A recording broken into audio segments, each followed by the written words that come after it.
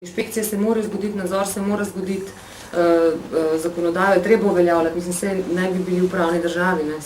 In radi bi prišli do jasnega sistema za ljudi, ki vnaprej ne vejo, sprav v novinarstvu lahko računajo zelo nezanesljivimi pogoji dela. To bi radi, do tega bi radi prišli.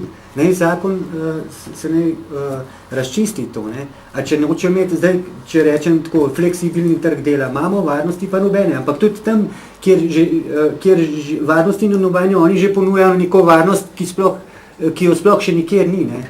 Na nekih deklarativnih osnovah. Varnosti pa ni, ne? Mi imamo pa že fleksibilen trg. Ne spoštujejo zakone, da bo ta fleksibilen trg varen, se jih imajo v rokah. Se imajo instrumente izvajanja v rokah. Kakšna je vloga opozicije? Zdaj se omenjamo stalno vlado in gospodarsko zbornico. Omenjali ste interesni pritisk. Kakšna je cilj opozicije pravzaprav? Mi nismo posebej naslavljali teh podjasve.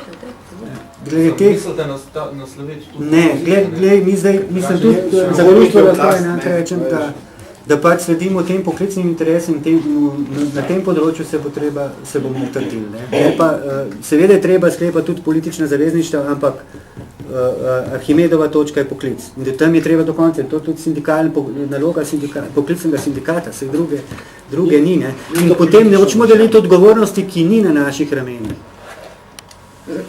Ta poziv oziroma povzetek razmer za samostojne in svobodne navidezne, ki ga pripravlja iniciativna skupina, bodo pa prejeli prav vsi poslanci. Ne? Tukaj ne gre, zdaj pač enkrat si v opoziciji, enkrat si v opoziciji, določene stvari so pa vedno problem. Ne? Mi pač želimo, da se sistemsko reši, ne glede na to, kdo bo prihodnjo jesen in kdo bo čez 4 leta. Nobena vlada ni večna.